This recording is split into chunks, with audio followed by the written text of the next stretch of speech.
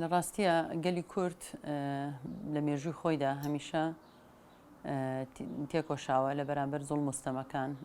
لە بەرامبەر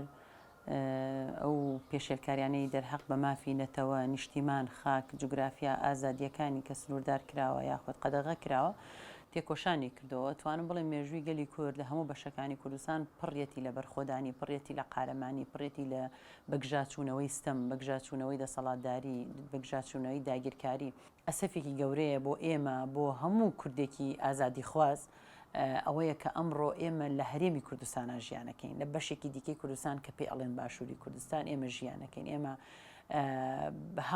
هەموو تاکێکی ئەم کوردستانە قوربانی داوە لە بنەماڵەکەیدا، لە کەس و کارەکەیدا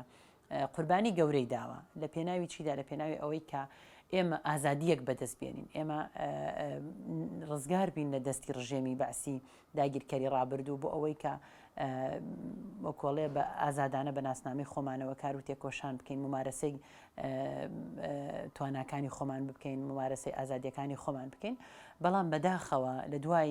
زیاتر لە 30 ساڵ سیستەمی حکومڕانی کوردی بە تایبەتی تر لە ژێردەسەڵاتی پارتی دیموکراتی کوردستان لە هەولێر و بادینان بە هەموو شێوازێک دەنگی ئۆپۆزیسیۆن قەدەغاکرێ، بە هەموو شێوازێک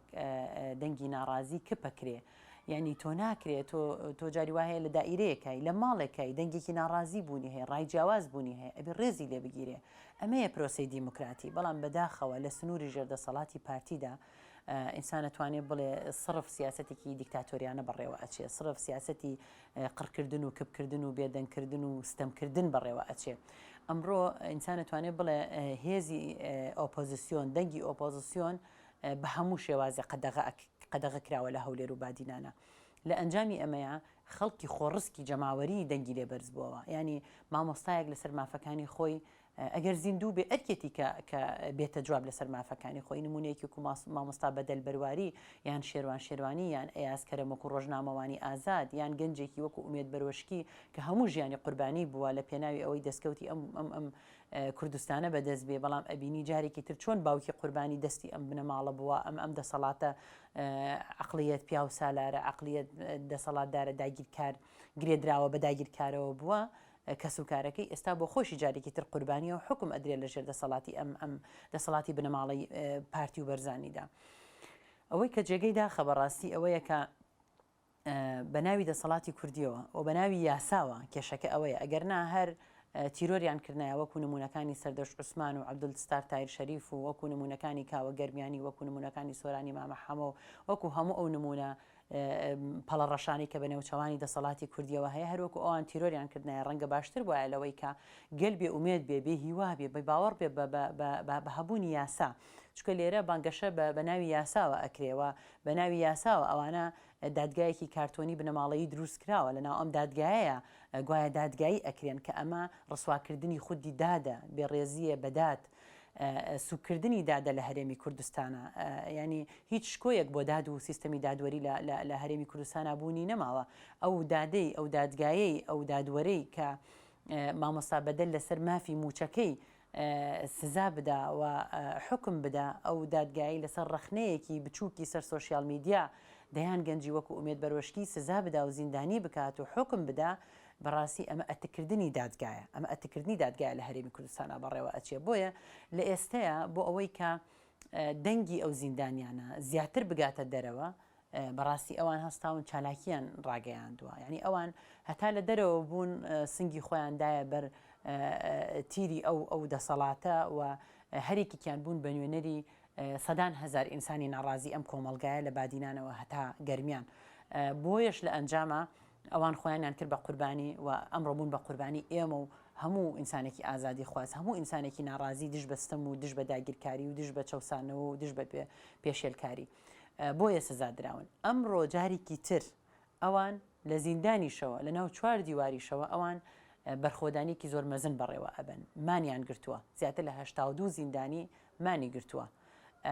دەیان ڕۆژە ئەوان مانیان گرتووە. ئەم مانگرتنە تا چەند گەیشتوتە دەرەوەی کۆمەڵگەی ئێمە، تا چەند تاکەکانی ئێمە ئاگایان لەم مانگرتنەیە، تا چەند لە پەیامی ئەم مانگرتنە تێئەگەن، ئەمە بە خۆی بەڕاستی گرنگە. هەڵبەتە ئێمە زۆر زەڕورە تێبگەینەوەی بۆچی ئەوان مانیان گرتووە. ئەوان پەیامە ئەیدەن بە دنیای دەرەوە کە ئەوان یەکەم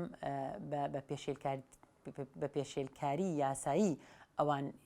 بەناو حکمی یاسایان بەسەر تەطبیق کراوە بە هەموو دنیا بزانێ ئەمە یاسانیە کە لە هەرێمی کوردستان بەڕێوە ئەچێ ئەمە دادگانیە لە هەرێمی کوردستان بەڕێوە ئەچێ خاڵێکی دیکە پەیامێکی دیکەیان بۆ گەل ئەوەیە کە ئێمە لە پێناوی ئێوەدا خۆمان کردووە بە قوربانی ومانمان گرتووە و بە گیانی خۆمان باج ئەدەین بە ڕۆحی خۆمان باج ئەدەین بە جەستەی خۆمان باج ئەدەین ینی هەناسەی خۆیان ئەخەنە زەحمەتیەوە بە هەناسەکانی خۆیان بە جەستەی خۆیان ئەوان ناڕەزایەتی پیشانەدەن ئەمە گرنگە ئەم پەیامە بگاتە کۆمەڵگەی باشووری کوردستان ئێمە ئەو زیندانیانە بە تەنها بەجێ نەهێڵین ئەوانە کەسی ئێمن ئەوانە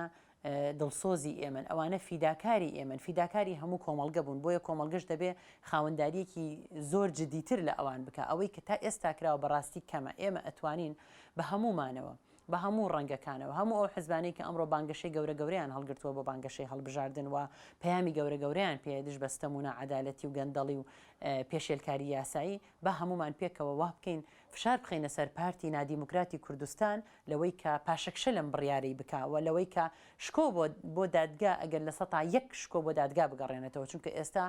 بە هیچ جۆرە شکۆی دادگان نەماوە ئەگەر ئەوان ڕاستەکەن لەگەڵ ئەو بروشمانی خۆیان کە هەڵیان گرتووە با بێدەنگ نەبن بەرامبەر بە مافی زیندانیان ئێمە وەکو خۆمان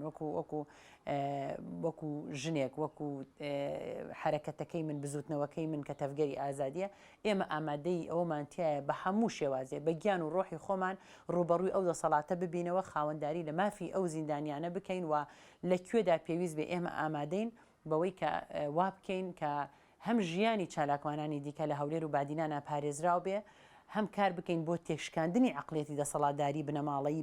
پارتی و بەرزانی لە هەولێر و بادیناندا و هەم کار بکەین بۆ ئەوەی سزای ئەو زیندانیانە یان سوک بکەین یان ڕاکەین لەسەر ئەوان لای بین و بتوانین ئەوان ئازاد بهێنینە دەرەوە ئەوە ئەرکی هەمومانەوە پێم وایە لە ڕۆژانی داهاتوودا چواری دا کراوە بە ئامانج لە هەموو شوێنەکانەوە چالاکی بکرێ دژ بە ئەو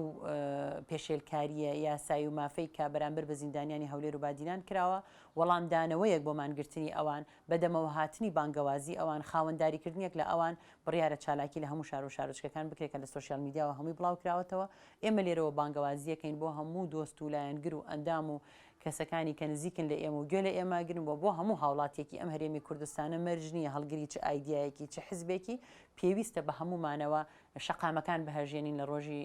چواری دەیە دژ بەستەم و نادادی چونکە ئەوە تەنها بەرامبەر بە 80 یان 90 یان 1000 کەسی بادینان نیە بەڵکو بەرامبەر بە تاکی هەرێمی کوردستانە و ئەگەر بێت و ئەمە قبول بکەین ئەمە بۆ هەر هەمومان